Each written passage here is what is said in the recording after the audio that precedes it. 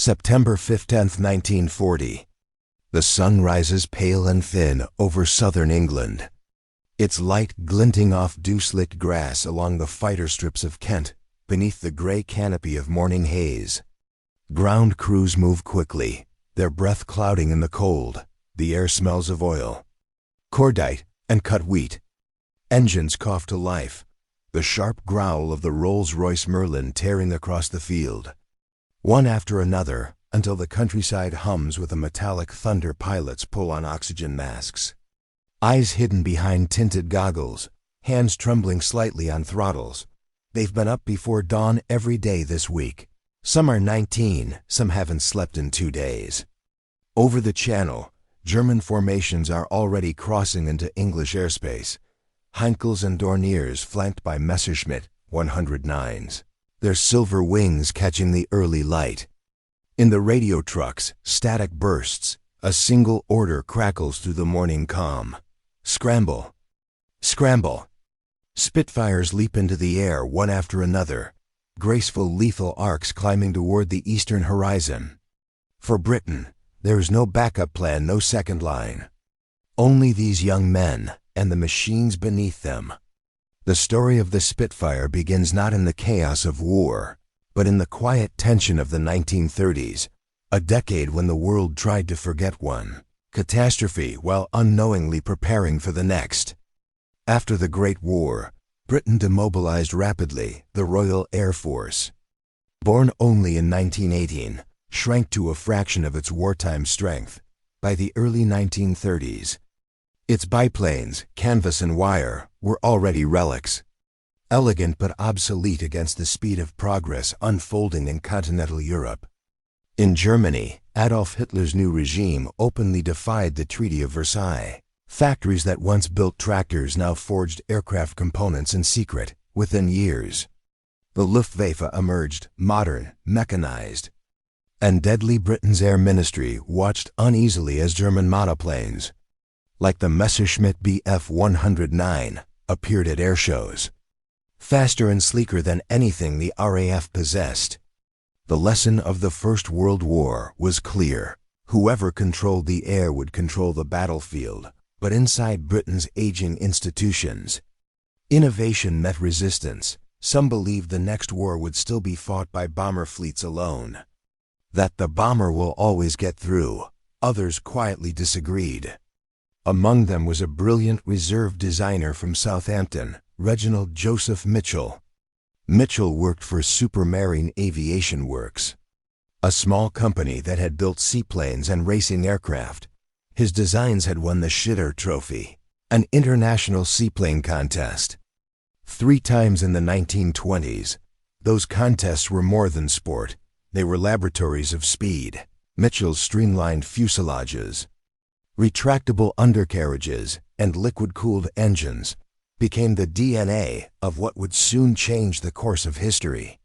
In 1934, when the Air Ministry issued specification F-730s for a new fighter aircraft, Mitchell began sketching. The result would become the Supermarine Type 300, the first prototype of what would later be known as the Spitfire. It was unlike anything the RAF had flown before, an all-metal monoplane with a graceful elliptical wing, designed for minimal drag and maximum lift under the sleek cowling. The Rolls-Royce Merlin engine promised more than 1,000 horsepower, a figure that seemed almost excessive at the time. Mitchell fought tirelessly to perfect the design. Battling both engineering challenges and bureaucratic skepticism, his health was failing. Cancer would claim his life in 1937. Long before the Spitfire's name became legend, yet his legacy endured in metal and air. A machine that combined speed, maneuverability, and aesthetic precision in equal measure. By March 5, 1936, the first Spitfire prototype took flight from Eastleigh Aerodrome. Near Southampton, test pilot Captain Joseph "Mutt" Summers brought it into the air for a mere 8 minutes when he landed. His only words were simple: "Don't touch anything." The Air Ministry ordered 310 of them. But production was slow. Supermarine's facilities were small, its supply chain scattered. Meanwhile, Germany accelerated by 1938. The Luftwaffe fielded hundreds of modern fighters across Europe. Governments began to rearm, too late for Czechoslovakia, barely in time for Poland. When Britain declared war on Germany on September 3, 1939, its fighter command possessed roughly 1,500 aircraft, of which only a few hundred were Spitfires. The rest were Hawker Hurricanes, rugged, slower, easier to build, and vital in their own right. The Spitfire, though, was the thoroughbred, fast, agile, designed for duels in the thin air above 20,000 feet. In the first months of war, the so-called phony war, little happened in the West. RAF squadrons stood by while Germany crushed Poland in weeks then. In April 1940, the blitzkrieg began. Norway, Denmark, Holland, Belgium, and finally France, the Wehrmacht's lightning offensives, coordinated with devastating air support, tore through Allied lines. In the skies above France, RAF squadrons met the Luftwaffe head-on for the first time. Spitfires and Hurricanes engaged Bf-109s and Bf-110s over Dunkirk, covering the desperate evacuation of more than 330,000 soldiers from the beaches. It was a partial miracle, but also a warning. The RAF lost nearly 1,000 aircraft in that campaign. Germany now stood on the Channel coast. Britain was alone. For the first time in modern history, invasion was not only possible, it was imminent. The island nation's defense would depend on a fragile network of airfields, a handful of new technologies, and the men who would fly these slender machines into overwhelming odds. The Battle of Britain was about to begin. By the summer of 1940, Britain was the last major power in Western Europe. Still fighting, France had fallen. Its army crushed in just 6 weeks, the German war machine now faced the Channel, only 20 miles of water separating Hitler's empire from London. The British Army had been saved from annihilation at Dunkirk, but much of its equipment lay abandoned on the beaches. If invasion came, the Navy and the Air Force would stand as the only real barrier. The Royal Navy could defend the seas, but only if the skies were free of enemy aircraft. And so, everything now depended on RAF Fighter Command.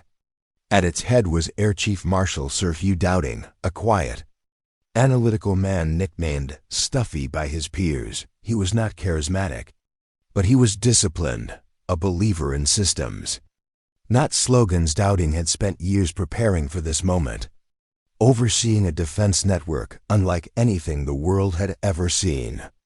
It began with Chainhome, Britain's pioneering radar system along the southern and eastern coasts. Tall steel towers scanned the horizon day and night, sending out invisible radio waves that bounced off incoming aircraft operators, many of them young women from the Women's Auxiliary Air Force, converted those echoes into rough distances and directions. This early warning data flowed into filter rooms, where it was analyzed and plotted on huge tabletop maps with colored markers and telephone headsets. From there, information reached Fighter Command headquarters at Bentley Priory, where Dowding's staff made the crucial decisions: where to send squadrons, when to intercept, and how many planes to commit. It was a vast human machine: radar operators, observers, telephonists, controllers, pilots, all synchronized into what historians now call the Dowding System. It allowed Britain to use its limited fighters with ruthless efficiency, never wasting them on false alarms or scattered patrols. Fighter Command itself was divided into regional groups. Number 11 Group, commanded by Air Vice Marshal Keith Park, covered southeast England, the front line. His sector stations, like Biggin Hill, North Weald, Tangmere, and Hornchurch, would bear the brunt of the battle to the north. Number 12 Group, led by Air Vice Marshal Trafford Lee Mallory, was tasked with defending the Midlands and providing reinforcements when needed. It was an elegant system, but fragile communications depended on phone lines. Radar stations could be bombed, and aircraft production was still racing to match German numbers. Across the Channel, the Luftwaffe gathered. from airfields in northern France, Belgium, and the Netherlands. Hermann Göring's air fleets, Luftflotten 2 and 3, prepared for the invasion. Codenamed Operation Sea Lion, the plan was clear. Before German troops could cross the Channel, the RAF had to be destroyed. The Luftwaffe brought immense strength, more than 2,600 aircraft, including bombers like the Heinkel He-111, Dornier Gu-17, Junkers, Ru-88, and the twin-engine Messerschmitt Bf-110, escorted by hundreds of agile Bf-109s. The RAF had barely 700 frontline fighters ready, roughly 300 Spitfires and 400 Hurricanes. They would be outnumbered 3-1. Yet numbers alone didn't tell the whole story. Britain's pilots had the advantage of fighting over home soil if shot down. Many could parachute into friendly fields and return to duty. German pilots, captured or dead, could not. Still, the odds were terrifying. In July 1940, the Luftwaffe began its offensive, probing attacks on coastal convoys and channel ports. Then, in early August, the main assault began, Adlertag, Eagle Day. The objective was to destroy the RAF's airfields, radar stations, and command centers. The first phase nearly succeeded, day after day. Waves of bombers pounded southern England's sector stations were cratered. Hangars burned, and fuel depots exploded. Pilots flew 3, sometimes 4 sorties a day. Exhaustion set in. But the system held. Radar towers were repaired overnight, control rooms relocated, and the network kept feeding vital information to the fighters. Behind the front line, Britain's factories, some hidden in rural barns or converted car plants, worked nonstop. The Spitfire's production had spread beyond Supermarine's small base in Southampton into a dispersed network of shadow factories. Thousands of men and women, many untrained before the war, were now part of this industrial defense every day. New fighters rolled out to replace those lost. By late August, the Luftwaffe's strategy began to shift, frustrated by heavy losses in failing to break the RAF's defenses. Göring changed tactics. Instead of attacking airfields, he turned his bombers toward London. On September 7, 1940, the first major raid struck the capital. Warehouses along the docks erupted in flames, and for the first time, British civilians bore the full weight of the Blitz. It was a horrific escalation, but it gave fighter command room to breathe. With airfields spared from constant bombardment, Dowding and Park could regroup their forces, and within days, the Luftwaffe's shift in strategy would lead to the most decisive engagement of the entire battle. The skies of southern England were about to become the turning point of the war. They were called the Few. By the summer of 1940, the average age of a fighter pilot in the Royal Air Force was just 20. Many were barely out of school. Volunteers from every corner of the Commonwealth, Canadians, Australians, New Zealanders, Poles, Czechs, South Africans, and even Americans who crossed the Atlantic to fight before their own country joined the war. Their lives operated on a single, exhausting rhythm: scramble, fight, land, refuel. And wait, each time the sirens wailed, they sprinted to their aircraft. Leather flying helmets pulled tight. Parachutes clipped in as they climbed into cramped cockpits, still warm from the last sortie. They had no illusions about the odds. They had seen friends fail to return, aircraft vanish into smoke, and names erased from chalkboards in the mess hall, yet they climbed again. Day after day, because they knew what hung in the balance. In between sorties, they drank lukewarm tea, joked darkly, and wrote letters home. Fatigue was constant. The roar of the Merlin engine lived in their ears, even as they tried to sleep. A few suffered nervous exhaustion, what today would be called trauma. But there was no time for rest. The pilots developed superstitions, a certain scarf, a ritual tap on the fuselage before takeoff. They rarely spoke about fear, but they all carried it. When a squadron mate was lost, his locker was emptied quietly that evening, his gear redistributed without ceremony.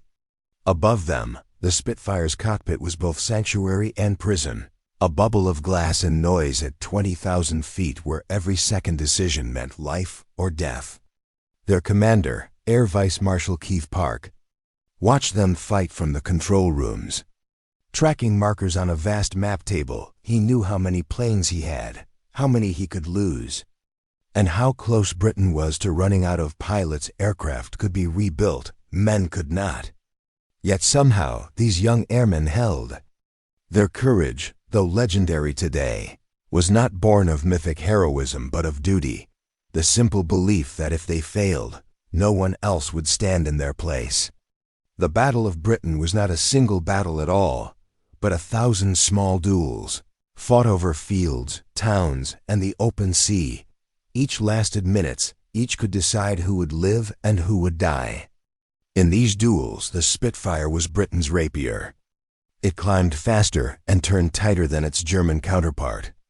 The Messerschmitt Bf 109E, its elliptical wing, provided extraordinary lift and stability at high speeds, giving pilots an edge in turning fights.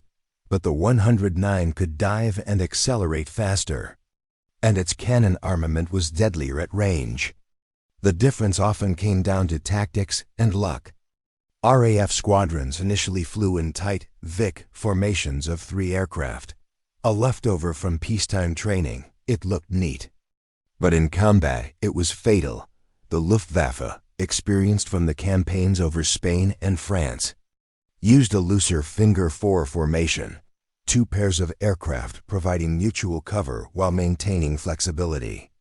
British pilots quickly adapted, learning the hard way. They broke formation, fought in pairs, and learned to use the sun, cloud cover, and altitude to their advantage.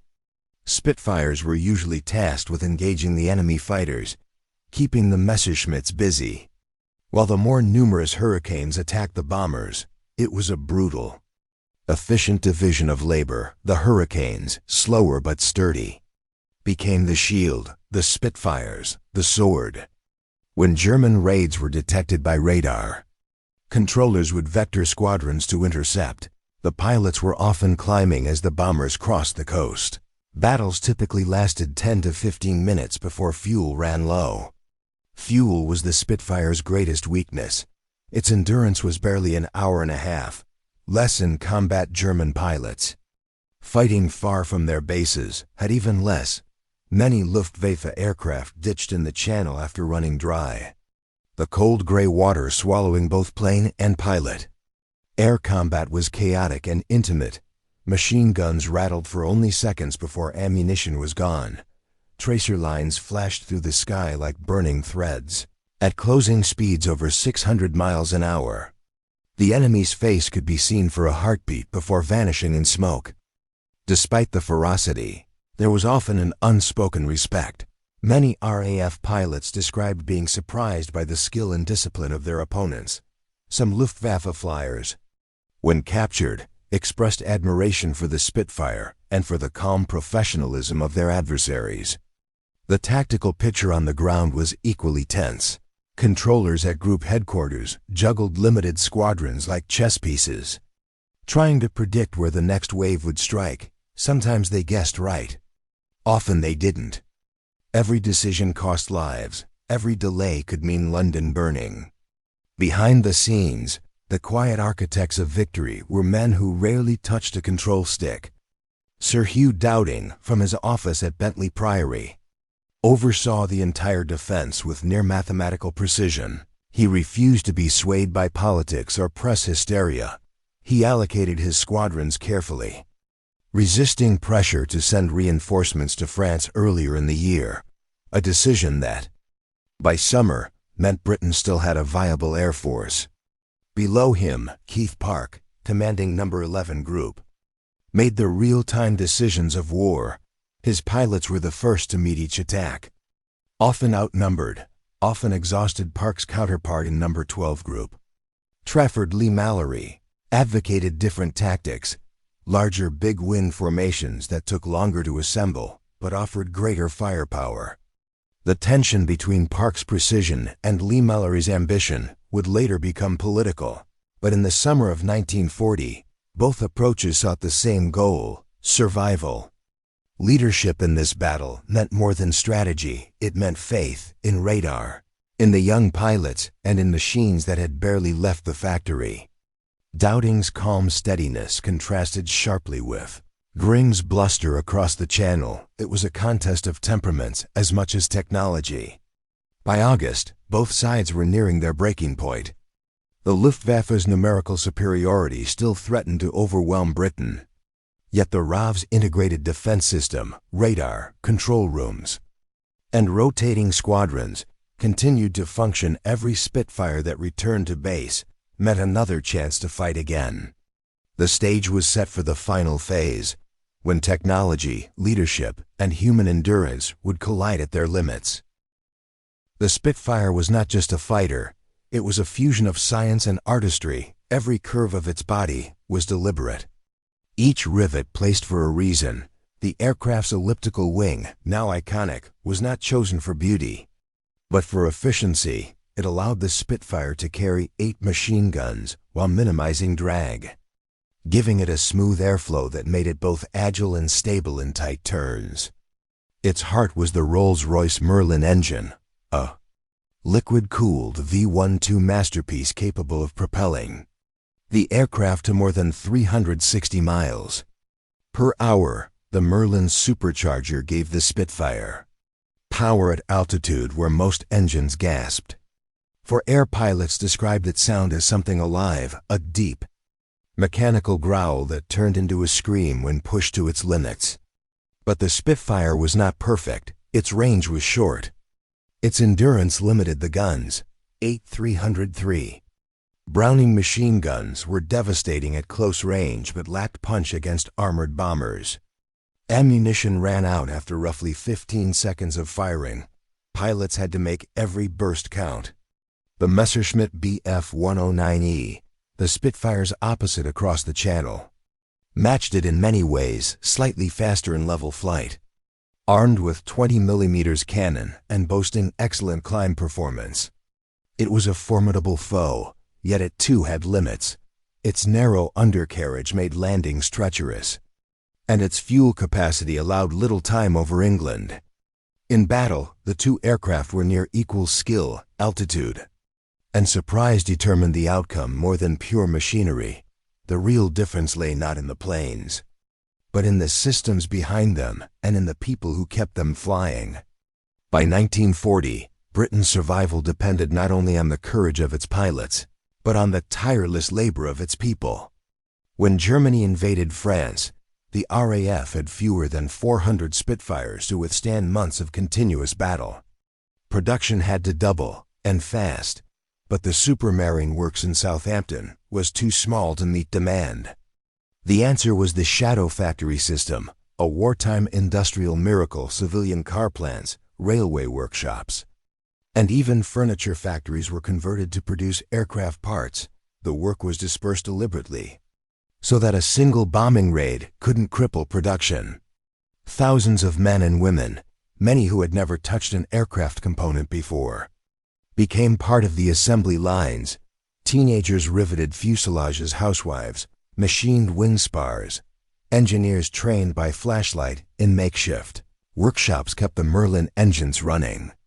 At night, the factories glowed faintly through blackout curtains. The sound of hammers and drills echoed through the dark, blending with distant air raid sirens. In September 1940, when bombs fell directly on Supermarine's main plant, production didn't stop. Machines were moved into garages, barns, and village halls. Blueprints were carried by hand from one site to another. Within days, the flow of new Spitfires resumed. Each new aircraft bore not only aluminum and rivets, but fingerprints, literal and symbolic, of a nation refusing to yield. Winston Churchill later said, "Never was so much owed by so many to so few."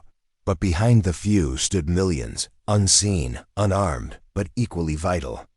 The RAF's resilience in the air was mirrored by Britain's resilience on the ground. For every Spitfire shot down, another would soon take its place, born from factories that refused to die. Across the Channel, The German Luftwaffe entered the campaign with near-total confidence.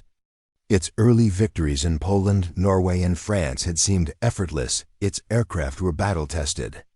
Its crews seasoned. The Luftwaffe believed that the destruction of the RAF would take only a few weeks, a final prelude to Britain's surrender. At the outset, their plan was logical. Fighter sweeps and bombing raids would destroy airfields, radar sites, and supply lines. The RAF would be forced into the air and gradually worn down once air superiority was achieved. Operation Sea Lion, the planned invasion of England, could begin. But the Luftwaffe underestimated several things. First, the effectiveness of British radar. German intelligence had noticed the coastal towers, but misunderstood their purpose, assuming they were for civilian communication. As a result, Luftwaffe planners had no concept of how the RAF was intercepting their formations with uncanny timing. Second, the Germans misjudged Fighter Command's recovery system. They believed that destroying a few airfields would paralyze operations. In reality, Dowding's decentralized structure meant that squadrons could shift between bases seamlessly. Radar stations were repaired within hours, not days. Third, and perhaps most fatally, the Luftwaffe changed its strategy at the wrong moment. In late August, frustrated by heavy losses and seeking retaliation for a British raid on Berlin, Hitler ordered attacks on London itself. The Blitz had begun. From a humanitarian perspective, it was catastrophic. Thousands of civilians would die in the nights ahead. But militarily, the shift was a gift to Fighter Command. The Luftwaffe's focus on London allowed the damaged sector airfields to recover. For the first time, Dowding and Park could rotate squadrons more effectively, repair their infrastructure, and regroup. Meanwhile, German pilots began to tire the constant raids, long flights over hostile territory, and lack of intelligence about RAF readiness wore them down. Losses mounted faster than replacements could arrive. By early September, Grin's once confident air fleets were strained, their numerical advantage slipping. The battle that was supposed to crush Britain in days had become a grinding war of attrition, and with each passing week, the RAF grew stronger, not weaker.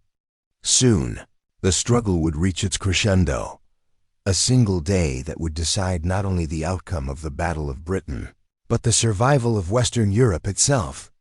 By late August 1940, the Battle of Britain had reached its fiercest stage. Every dawn brought the same ritual: the sound of sirens, the rush to aircraft, and the thin black trails of engines rising into the sky.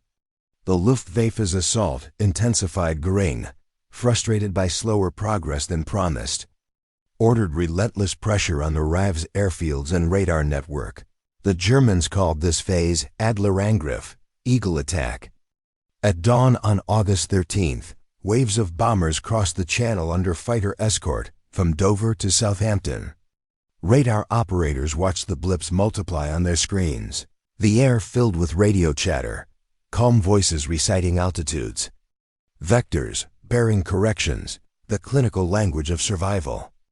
Biggin Hill, Hornchurch, Tangmere, Kenley, North Weald, names that would become etched into Britain's memory, came under repeated bombardment. Runways were cratered, hangars burned, and aircraft were destroyed on the ground. Some squadrons were down to half strength. Pilots landed with bullet holes through their wings, tires shredded. Instruments shattered. Mechanics worked knee-deep in mud and debris, repairing what they could before the next wave came. Dowding and Park watched as their strength bled away. They had perhaps 600 operational fighters left. Against thousands of German aircraft, losses mounted faster than replacements could arrive. In the control rooms, pressure grew to breaking point. Phones rang constantly, reports flooded in, and the colored markers on the plotting tables moved in frantic patterns. The air war had become a contest of endurance, and one that seemed impossible to win. By August 18th, later called the hardest day, both sides reached their limit. That morning, over 1,000 aircraft clashed above the southern coast. Luftwaffe bombers targeted airfields at Kenley and Biggin Hill. Escorted by waves of Bf-109's RAF squadrons scrambled continuously, Hurricanes attacking the bombers, Spitfires dueling the escorts. The sky became a living storm, contrails twisted in white arcs. Tracer fire stitched through the clouds, explosions of smoke and metal marked where aircraft fell. By nightfall, RAF Fighter Command had lost 68 aircraft. The Luftwaffe 69. The numbers were almost identical, but the RAF could replace theirs faster. Germany had expected Britain to collapse. Instead, it was holding, bloodied but unbroken. In the following days, London itself came under attack. On August 24th, a small group of German bombers, disoriented in the dark, accidentally dropped bombs on central London. The damage was limited, but the effect was profound. Churchill ordered a retaliatory raid on Berlin. For the first time, the German capital heard air raid sirens, and Hitler's rage was immediate. In response, Göring redirected his entire offensive. The focus shifted from airfields and radar to the heart of Britain's cities on September 7th. More than 350 bombers, escorted by 600 fighters, struck London in the first great raid of the Blitz. The East End burned for hours. The Thames docks erupted in explosions as warehouses, ships, and homes were set ablaze. Over 400 civilians died that night, for the RAF pilots watching from above. It was a grim sight, columns of smoke rising through the haze, visible even from 20 miles away. But amid the horror, a crucial advantage emerged. Fighter Command's airfields, spared from constant assault, began to recover. Repairs accelerated. Fuel depots were replenished. Fresh pilots, barely trained but eager, filled the ranks of depleted squadrons. For the first time in weeks, the RAF could catch its breath. The Luftwaffe's intelligence failures compounded the problem.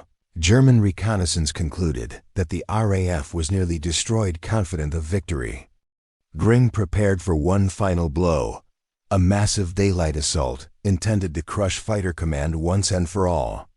It would come on September 15, 1940. In the final days before that attack, the tension in southern England was unbearable. Pilots slept in their flight gear. Mechanics worked by torchlight through the night. Every man in the system, from radar operator to squadron leader, knew what was coming. The Luftwaffe assembled more than 1,500 aircraft for the assault bombers, lined the runways in northern France and Belgium, engines idling, crews climbing aboard. Across the Channel, the defenders prepared in silence. At dawn on the 15th, Britain's radar screens lit up once again. Massive formations were heading for London, larger than any seen before. Controllers issued the order across Fighter Command's network, squadrons up. From fields across southern England, Spitfires and Hurricanes roared into the sky. Over the radio, one calm voice from Bentley Priory carried through the static. "This is it, gentlemen. The coming hours would decide the future of Britain." The nation's survival now rested on the wings of a few hundred aircraft and the courage of those who flew them. September 15, 1940. A Sunday morning, clear skies over southern England, a calm wind from the Channel. Perfect weather for flying and for war. By 11 a.m., the radar screens at Bentley Priory were alive with signals. Controllers watched in silence as two massive waves of aircraft moved across the French coast. Heading straight for London, the order went out to every group headquarters. Raid approaching. Angels 20 Vector 090. From airfields across the south. Hornchurch, Northolt, Tangmere, Biggin Hill. Squadrons of Spitfires and Hurricanes lifted into the blue. Their engines thundered across the fields and villages below. Every flight path converging toward the same invisible front line. The German formation was colossal. Hundreds of Heinkel, He-111s, Dornier Du-17s, and Junkers, Ru-88s. Escorted by swarms of Messerschmitt Bf-109s, they came in precise formation. Sunlight flashing off canopies, engines rumbling like distant thunder. To the people of London, It was a terrifying spectacle. Sirens wailed, civilians rushed for shelters in the sky. The tiny silver dots of the RAF fighters rose to meet the oncoming storm. At 11:30 a.m., the first wave clashed over the capital. From below, the roar was deafening. Contrails streaked across the sky in white arcs. Flashes of gunfire sparkled like fleeting stars above the Thames. Over the rooftops of Woolwich and Croydon, the air became a chaotic ballet of movement and destruction. The Spitfires, with their elliptical wings and high power-to-weight ratio, engaged the Messerschmitts directly, twisting, rolling, diving at near supersonic speed. Each second demanded instinct. One pull too hard, and the engine stalled. One hesitation too long, and the sky turned to fire. The Hurricanes, slower but sturdier, tore into the bomber formations. Their 8 Browning machine guns ripped through aluminum and fuel lines. Bombers fell in flames, some breaking apart mid-air, others gliding down into the countryside like broken birds. Below, Londoners watched in awe and dread as the dogfights played out above them. One German bomber, riddled with bullets, released its load over the Thames before crashing into a field near Victoria Station. Another plunged into the water at Gravesend, its crew parachuting out under fire. In the RAF control room, Air Vice Marshal Keith Park issued orders with calm precision. Scramble number 303, Squadron 609. Vector north to intercept 32 Squadron. Refuel and rearm. You're up again in 20 every few minutes. Fresh British fighters climbed into the fight as exhausted ones returned to base. Bullet-riddled and nearly out of fuel, the rotation worked, barely. At 1 p.m., a second, even larger wave of German bombers approached the defenders. Already strained, rose again to meet them over London Bridge. Kenley and Battersea, the air turned into a storm of explosions. Spitfires weaved through enemy formations with surgical precision. Squadron leader Douglas, batter of number 242, led his unit with unrelenting aggression, shouting over the radio, "Let's cut them down, boys."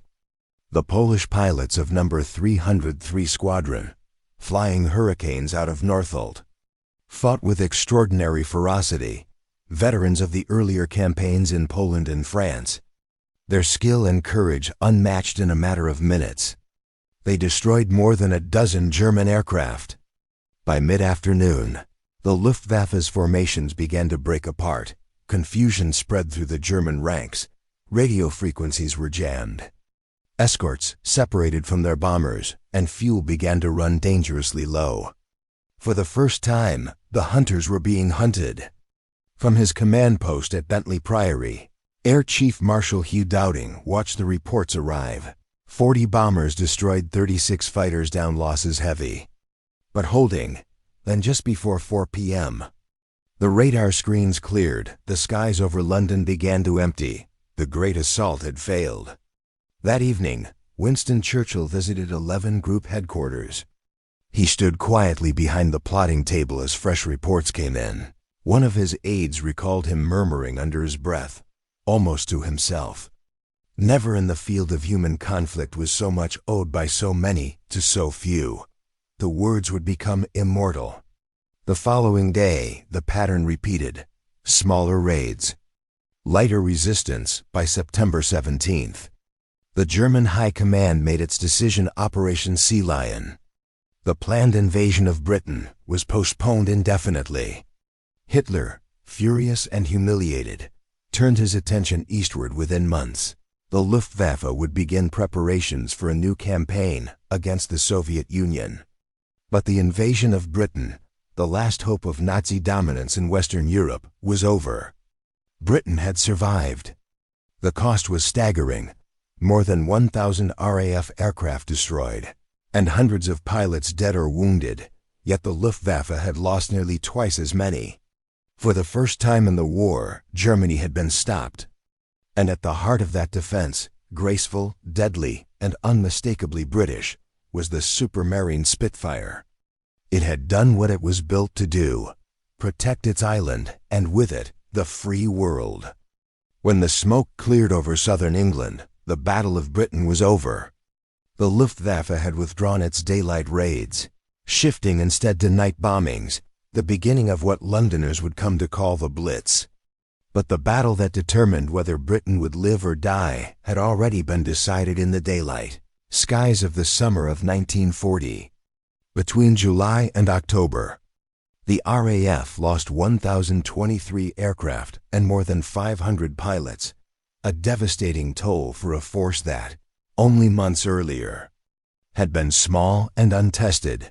The Luftwaffe's losses were far greater: 1,887 aircraft destroyed and over 2,600 aircrew killed or captured. It was the first major defeat of Nazi Germany's war machine. Yet victory brought no celebration.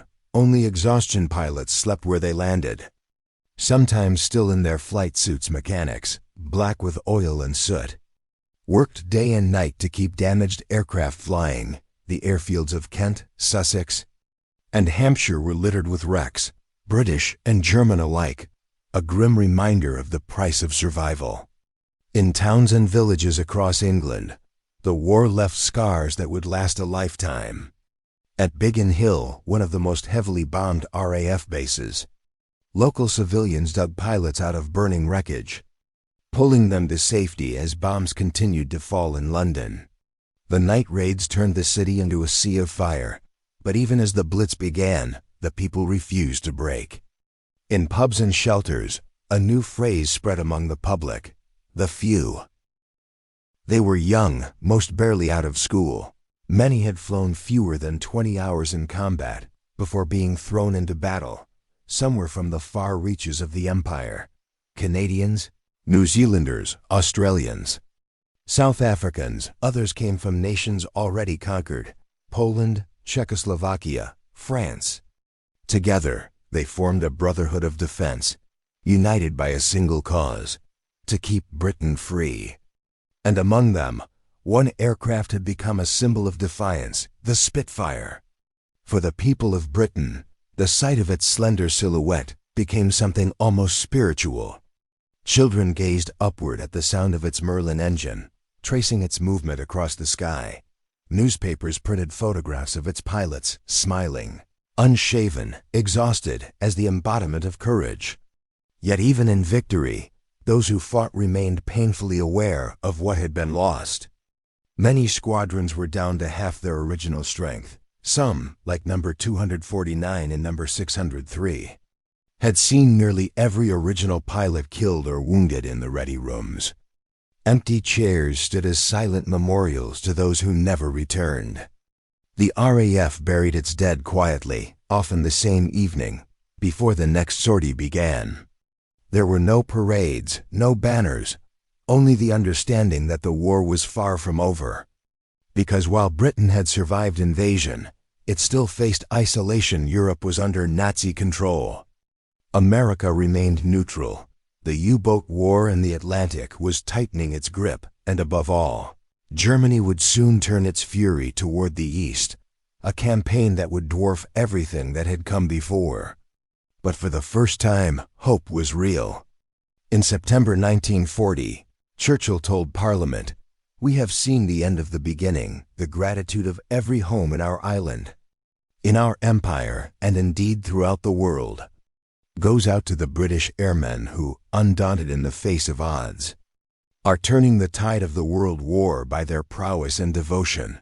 That devotion came at a terrible cost, but it gave the world something that statistics could not measure: belief. Britain had proven that Nazi Germany could be resisted and beaten. And the Spitfire, born from the vision of one dying engineer, had become the blade that turned back the darkness. When the Battle of Britain ended, the Spitfire was no longer just an aircraft. It was a national icon, a symbol of endurance, innovation, and quiet defiance. But its story didn't end in 1940. The Spitfire evolved relentlessly. Each new variant pushed the limits of what a piston-engine fighter could do.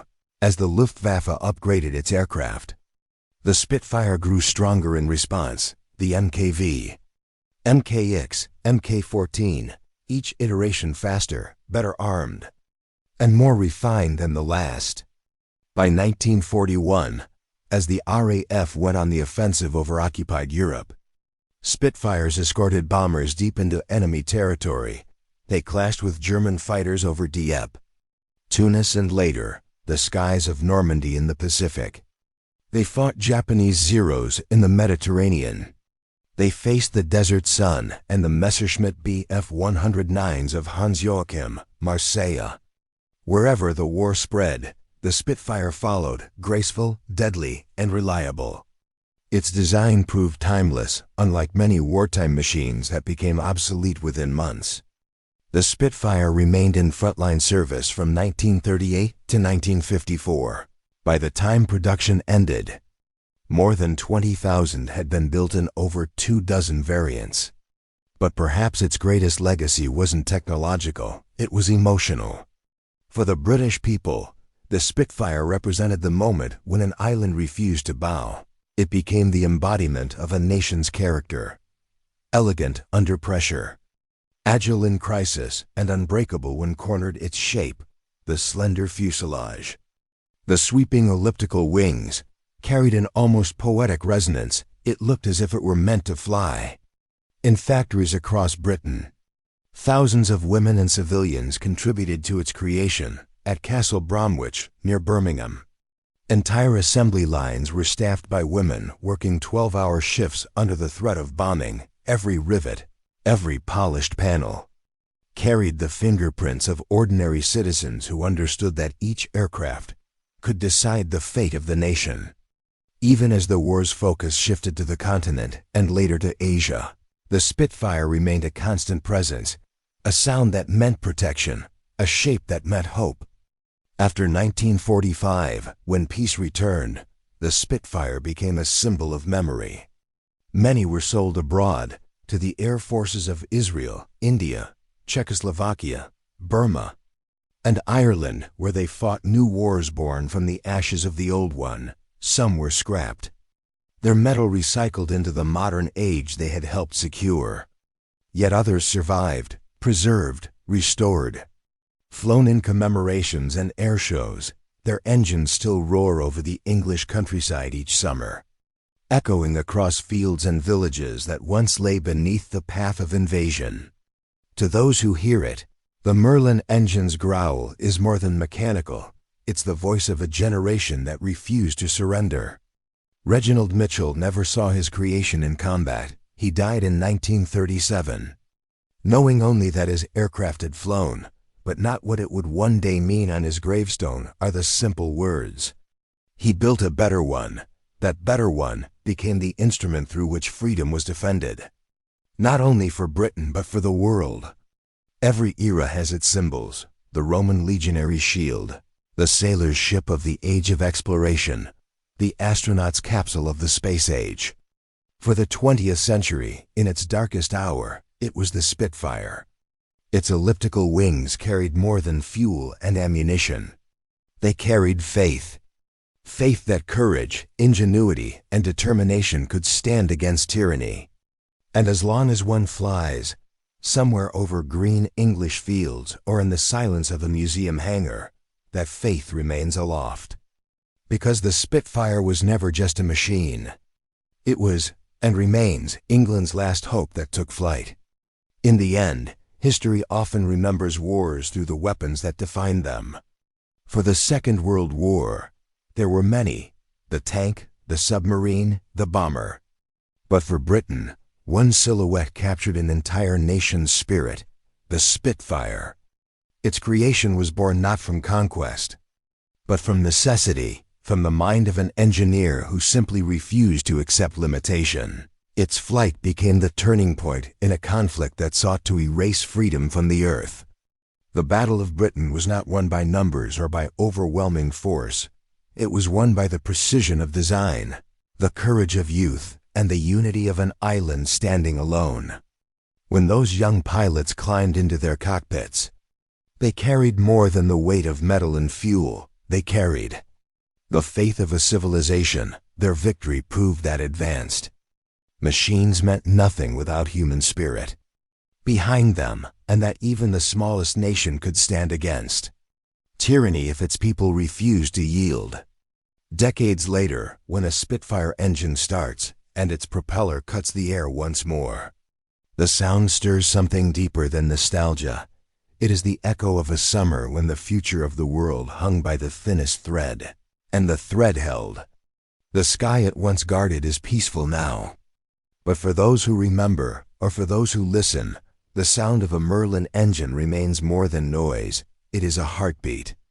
A reminder that courage has a sound. That freedom, once nearly lost, was carried on the wings of a machine built by human hands and defended by human hearts. The Spitfire was not just a weapon of war. It was the proof of resilience, beauty, and belief in impossible odds. It soared when everything else fell. And in doing so, it became more than England's defender. It became humanity's symbol of survival.